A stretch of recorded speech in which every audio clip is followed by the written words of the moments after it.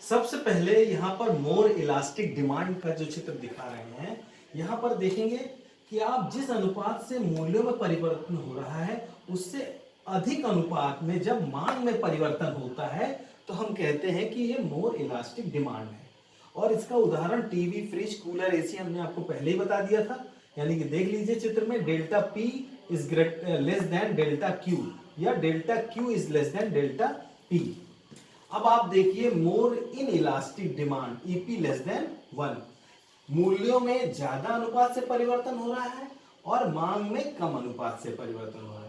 यानी कि मूल्यों में होने वाला परिवर्तन अधिक है और मांग में होने वाला परिवर्तन कम है, तो हम कहेंगे मोर इन इलास्टिक डिमांड।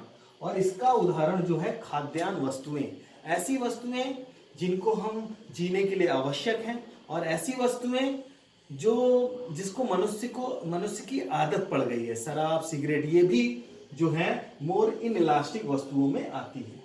फिर आया परफेक्ट इलास्टिक डिमांड। यहाँ पर एक्स अक्ष के समानांतर है डिमांड कर्व। यहाँ मूल्य में थोड़ी सी कमी कर दी जाती है तो मांग अनंत हो जाती है और मूल्य में थोड़ी सी वृद्धि कर दी जाती है तो मांग 0 हो जाती है। दुनिया में इस प्रकार की कोई भी वस्तु नहीं है। More a perfect inelastic demand, यहाँ पर जो मांग वक्र है एक्स वाई अक्ष के पैरेलल है।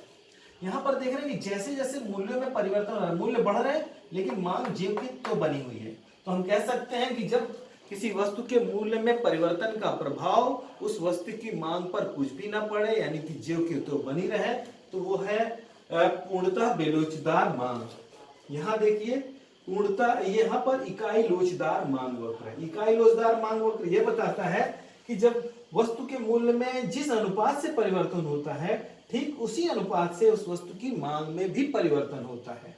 ठीक, अब आप यहां पर आइए, हमने इन सारे चित्रों को एक साथ प्रदर्शित कर दिया। यानी कि मांग की लोच पूर्णतः लोचदार से पूर्णतः बेलोचदार के बीच में होती है। ठीक बीच में इकाई लोचदार है और जब इकाई लोचदार से हम पूर्णतः लोचदार मांग वक्र की ओर बढ़ते हैं तो ये अत्यधिक लोचदार हो जाती है और जब पूर्णतः बेलोचदार मांग की ओर बढ़ते हैं तो ये अत्यधिक बेलोचदार हो जाती है। Thank you.